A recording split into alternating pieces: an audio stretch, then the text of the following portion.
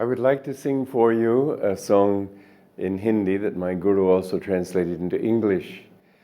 Hari main tera hamesha, Hari main tera hamesha, Dur mein jaun, taron mein raun, Dur jaun, taron mein raun, Lekin main tera hamesha, Hari main tera hamesha.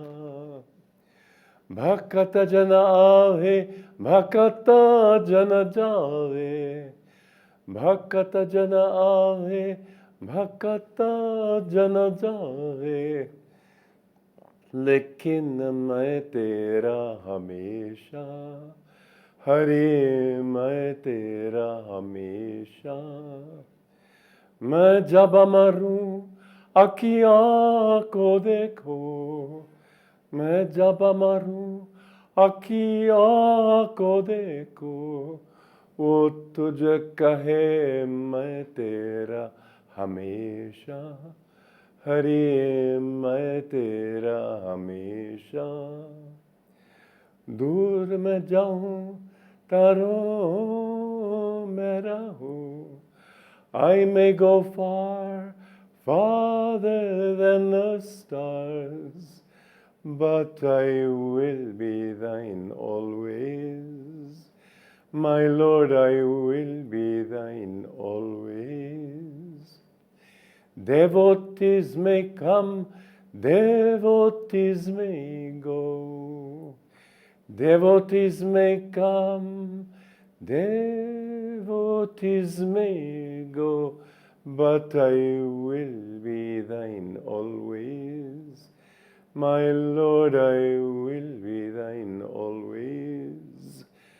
When I die, look into mine eyes. When I die, look into mine eyes. They will mutely say, I will be thine always. My Lord, I will be thine always. If we keep God in our heart always, then we find that He is always with us. He's always with us anyway, but it's up to us whether we will make Him dynamic to our consciousness, whether we will make His presence a reality. He's always there, but we have to keep Him in mind. I would like to read to you from Conversations with Yogananda, a thing on one of the obstacles on the spiritual path, which is moods.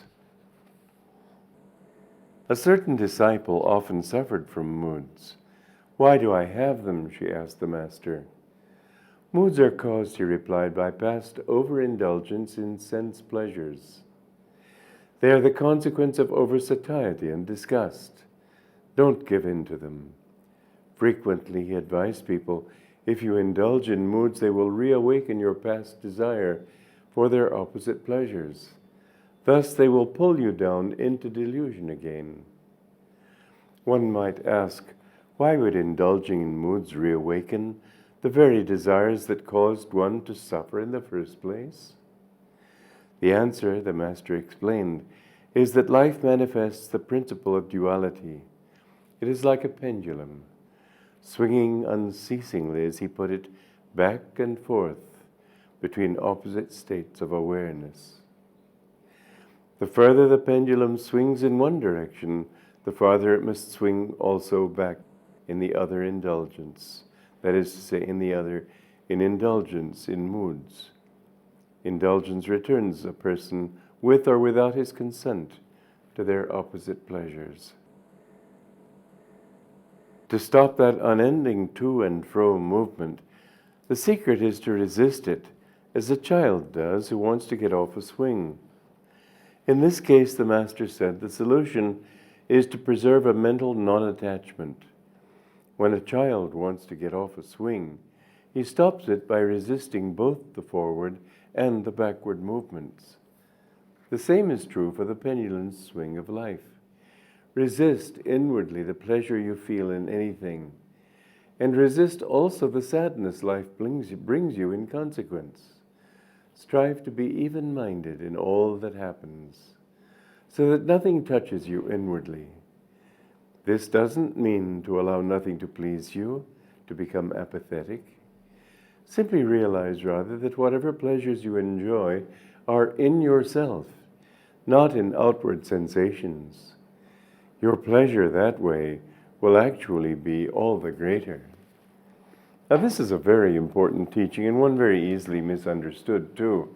So many people in the name of non-attachment feel that they should not enjoy anything, but apathy is actually, it's sort of the fourth state, the boredom state. There's pleasure on one hand and unhappiness, pain on the other. In between there's boredom, and then the true state, well, I call that the fourth, this is the third state, boredom or apathy in between, and you go beyond both of them, and that's when you find that even-mindedness that brings joy.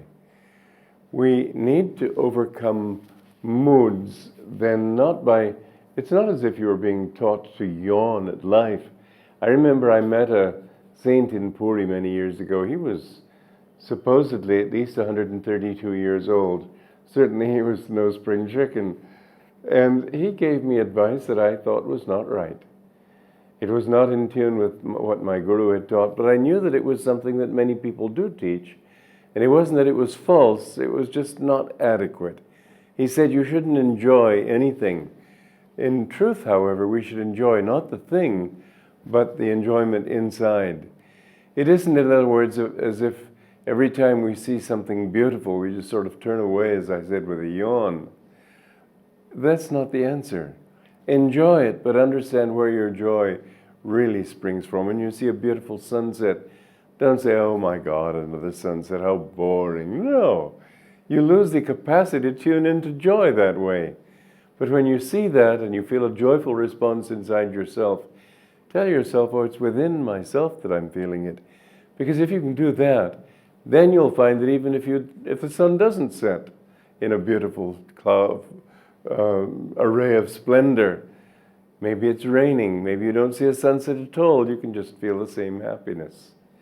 In the dark, you can feel the same happiness. In other words, anytime that you feel joy, from whatever cause, if you understand that that joy is inside yourself, you'll understand also that joy is something you can take with you, sort of like they have, when they go to the beach, young people will take portable radios maybe.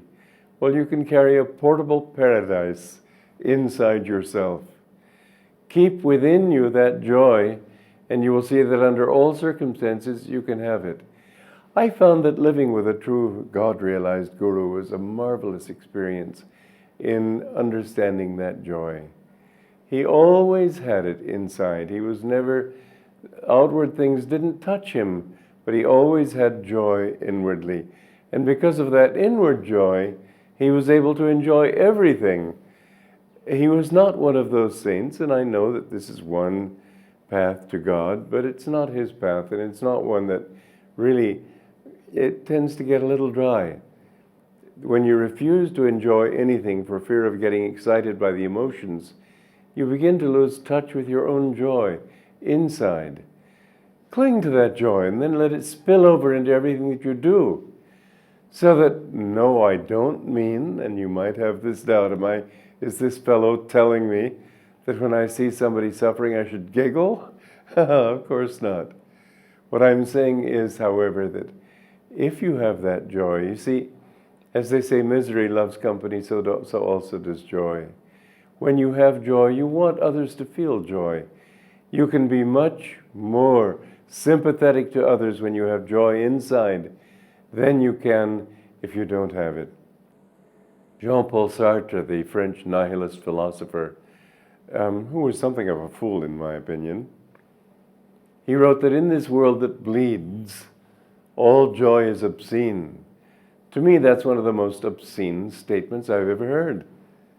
Do you think that you're going to add to anybody's happiness or subtract from their joy, from their sorrow by suffering with them? It's only with joy that you can help such people.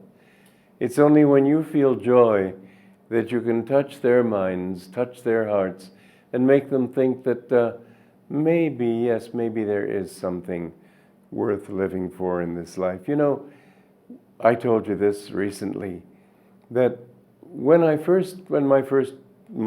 guru first made me lecture, I didn't like lecturing. I thought that you get up there and talk, and who really gets changed by it, who hears you?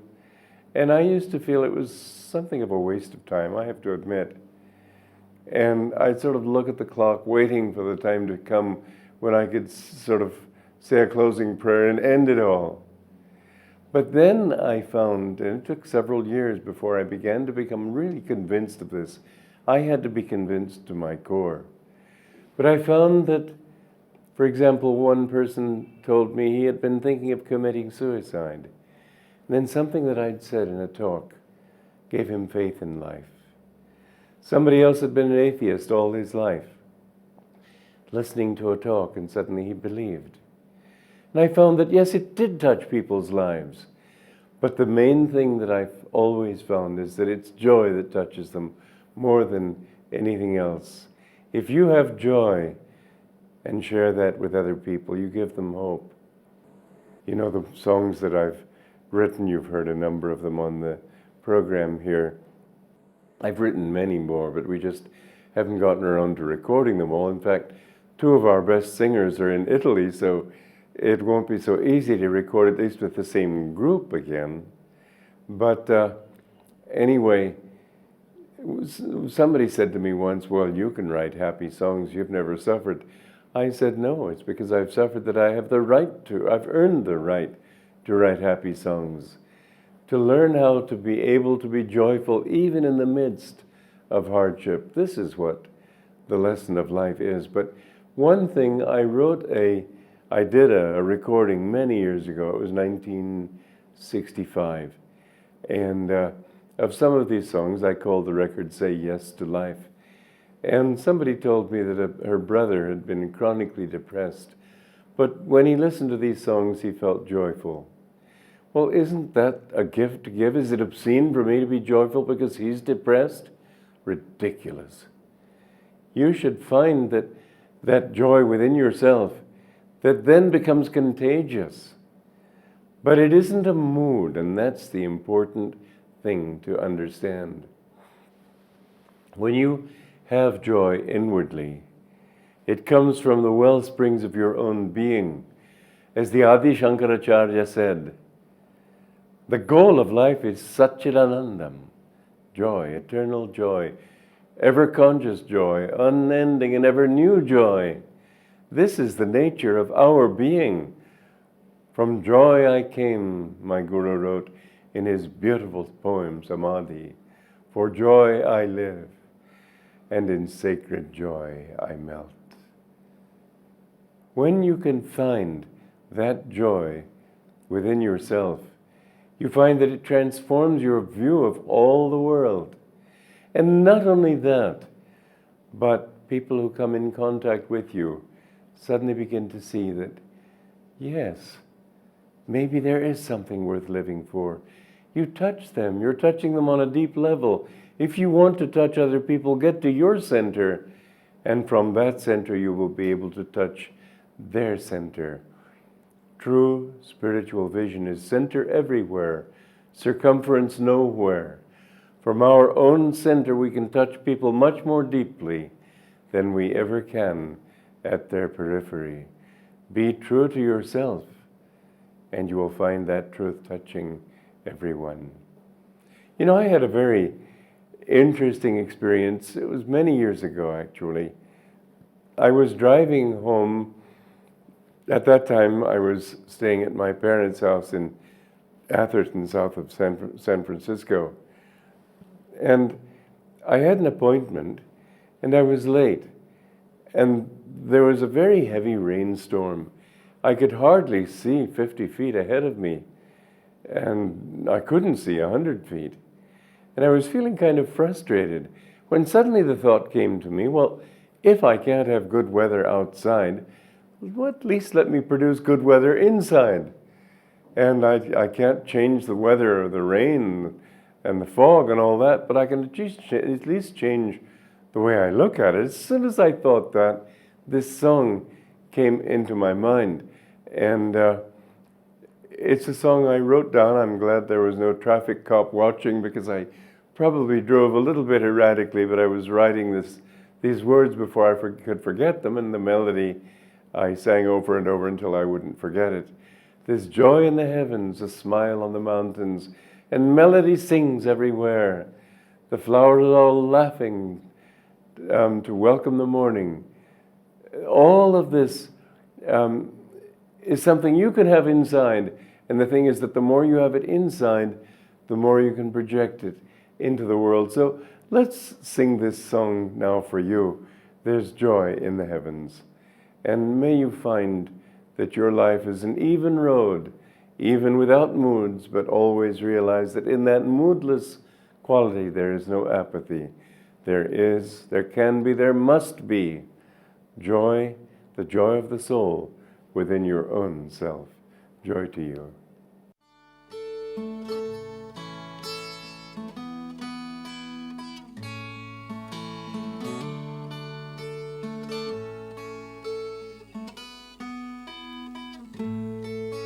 There's joy in the heavens, a smile on the mountains, and melody sings everywhere. The flowers are all laughing to welcome the morning. Your soul is as free as the air. The flowers are all laughing to welcome the morning. Your soul is as free as the air. Leave home in the sunshine, dance through a meadow, or sit by a stream and just be. The lilt of the water will gather your worries and carry them down to the sea. The lilt of the water will gather your worries and carry them down to the sea. Men hunger for freedom but don't see their dungeon is only the thought that they're bound. Desires are their shackles, the hope that tomorrow the doorway to joy will be found. Desires are their shackles, the hope that tomorrow the doorway to joy will be found. There's joy all around us, why wait till tomorrow? We've only this moment to live. A heaven within us is ours for the finding, a freedom no riches can give. A heaven within us is ours for the finding, a freedom no riches can give. There's joy in the heavens, a smile on the mountains, and melody sings everywhere. The flowers are all laughing to welcome the morning. Your soul is as free as the air. The flowers are all laughing to welcome the morning. Your soul is as free as the air. The flowers are all laughing to welcome the morning. Your soul is as free as the air.